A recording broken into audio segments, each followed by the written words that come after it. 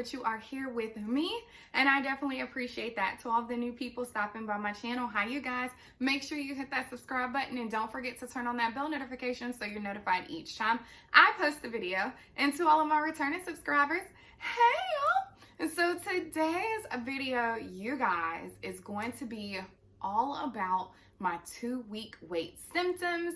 If you are new here, my name is Jessica and I am currently pregnant with baby number 3, and I have 2 wonderful little girls, one that is 10 and one that is 4.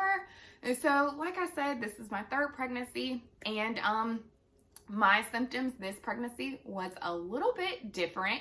So if you want to hear all about my 2-week wait symptoms before my big fat positive, then definitely keep on watching. So just to give you a quick little heads up, if you see me looking down, it is because I have my notebook here. I've been writing down like all of my symptoms and things like that in this notebook. Also, just want to let you know that this vlog will contain some TMI things. So if you don't want to hear about the whole baby dancing and 2-week wait symptoms and things of that nature, then before you click off this video, make sure you give me a thumbs up. But give me a thumbs up first, and just feel free to share this vlog with anyone else who's trying to conceive or is during their 2-week wait. So first things first, let's do a quick little recap of like just some backstory things. And so throughout our trying to conceive journey, we did use, well, I used two different apps. I used the Ovia app as well as the Glow app. I used the Ovia app for a little while just because I've seen a lot of YouTubers say that, you know, this was a good app, yada, yada, yada. With the Ovia app, I noticed that I couldn't manipulate how many days that my period was. And so it gave me the standard 7 days for my period, which then threw off my ovulation date. And so I found Glow, and I absolutely love it. I was able to change how many days my period is. I was able to track my symptoms and things of that nature. It gave me like my peak days for ovulation and things of that nature. So I will definitely say I enjoyed that app a lot more than the Ovia app. But if you're using either one, that's totally up to you. But just for me and my personal preferences, the Glow app worked best for me.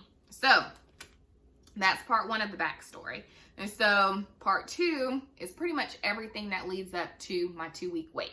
And so on November 16th is the day that I ovulated. And like I mentioned, my period is 5 days. It's a fairly normal period, so I don't really have cramping or anything like that. If I do have any like symptoms, PMS symptoms, I either get a headache or I get like a huge zit. So one or the other. During this time of trying to conceive, Joe and I baby danced anywhere between 8 to 10 times during that 1 week of my fertile window. And then also from period to period, it's 28 days. So I have a 28-day, I guess, length cycle. And so yeah, so that's that. Also, during this trying to conceive journey, I was taking a fertility smoothie. I started taking a fertility smoothie the first day of my period in November. And so I took it from November 5th until November 16th, which is the day that I ovulated. I stopped taking the fertility smoothie the day of ovulation just because I didn't see anything scientifically that said, oh, okay, it's good to continue taking the fertility smoothie after, you know, you're pregnant. So considering I didn't know that I was pregnant, I didn't want to chance it. However, Joe and I had been trying before, and I would do the same thing. I would take the fertility smoothie and then stop the day of ovulation. So that's totally up to you. Also, I was taking ovulation tests every single day. So I started taking ovulation tests the first day of my period, which was November 5th. And I took them up until pretty much I found out that I was pregnant. And so I just did that, and I also tracked that in an app, and I'll show you guys how it looked with the ovulation strips. However, doing the ovulation strips definitely stressed me out because I had the app telling me, hey, look, you're fertile during this time, but then I'm taking the ovulation test and it's saying that that my fertility chances are low. And so it was kind of discouraging, and it really just kind of messed with my head in a way, because I'm like, the app is saying this, I know what I'm feeling, I'm taking these ovulation tests, so if you don't have to take them, don't take them. If it's something that you just want to do, then okay. But if I had to do it all over again, I probably wouldn't even use the ovulation test, just because it added so much extra stress. So enough of the backstory. I'm going to go ahead and go with my 2-week wait symptoms. I'm going to be going from 1 DPO, which is days past ovulation, all the way up to 14 DPO. If you watched my video of me finding out that I'm pregnant, then you know that I found out I was pregnant at 11 DPO, but I still experienced symptoms up until pretty much I was 4 or 5 weeks. And so, yeah, I want to just go ahead and capture all of that with the 2-week wait symptoms. So, on actual ovulation day, which was November 16th, I had a slight pain on my left side. And it felt like, it didn't feel like cramps, but it was just like a pain, like in, like my V, like the V area, the top part of my V area. It was just a sharp, slight pain, enough to where I was like, you know what, I'm about to go lay down. So I did. I laid down and I ended up taking a nap for 2 hours that day. Joe and I did not baby dance on the day of ovulation, so all of our baby dancing was every day before. We just did not baby dance on November 16th. So on days 1 through 4 DPO, I really didn't have any symptoms. I didn't notice anything different, but what I did notice was I just felt super antsy on the inside, and I just didn't know why. Just super jittery, and I wasn't even drinking any sodas because I said, you know, I was gonna, since I was doing the fertility smoothie, I was trying to manage eating healthier, because that defeats the purpose if you're doing the fertility smoothie. So I just noticed I was just a little jittery, and I did not know why. So on 5 DPO, which was November 21st, the jittery feeling still, y'all, it was still there. I just felt like I was just anxious, like on the inside, I was just super excited, like I was busting at the seams, but I really wasn't on the outside. And I also had phantom kicks on my left side, which I know that means nothing, but you know, if you've ever had a baby, you know, after you've had a baby, even years and years to come, you're gonna have those phantom kicks. So I didn't really think anything of it because, of course, nothing's kicking in my stomach, but that was just a symptom that I was having. So on day 6 DPO, and that was November 22nd, I had like, you know, just slight nausea, like, you know, like how you eat something, you're like, you know what, I shouldn't have ate that type situation. But it wasn't anything that was super alarming. So on November 23rd, which is 7 days DPO, which I believe is a Monday, I threw up at work. And y'all, when I say it took every ounce of everything to make it to that bathroom, and again, in my mind, I was like, you know what? Maybe I'm just nervous. Maybe I'm just antsy. I had been super nervous just because there was a lot of things going on at work. So I kind of thought that me throwing up at work was just me being stressed. Because when I tell you work was too much, it was too much. However, I did not tell Joe that I threw up at work, because if this was indeed a pregnancy symptom, I didn't want to get his hopes up. So I just chalked this up to, girl, you're not pregnant. It's all in your head, because I had been having symptoms prior to when Joe and I were trying, and you guys, like, it was nothing. I still ended up getting my period. So part of me was like, I didn't even want to get my hopes up, even though I knew that Joe and I had baby dance. So on 8 DPO, which was November 24th, I didn't have any symptoms. However, I was swamped with cookies, and so if I was having symptoms, I wasn't even really thinking about it.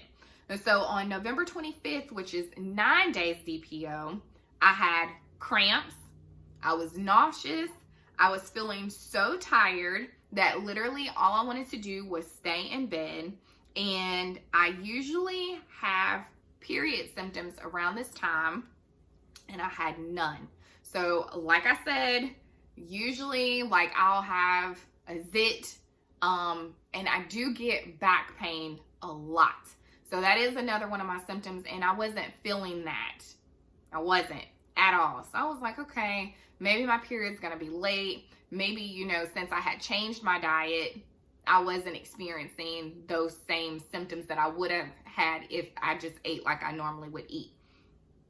So on November 26th, 10 DPO, which is Thanksgiving, I had breast tenderness. And it wasn't like, oh my gosh, my boobs hurt. I was in the shower and I don't even want the water to touch me. Like, I'm just gonna turn around and just rinse off real quick because it was hurting so bad. I also came downstairs to iron clothes, you guys, and I had lightning crotch. Y'all, borderline debilitating. That is the only time, being pregnant is the only time that I have experienced lightning crotch. And so I was downstairs, like I said, ironing clothes, and it hit me enough to where I leaned over on the ironing board. Mind you, Joe is upstairs. And so part of me was like, Jessica, you're probably pregnant.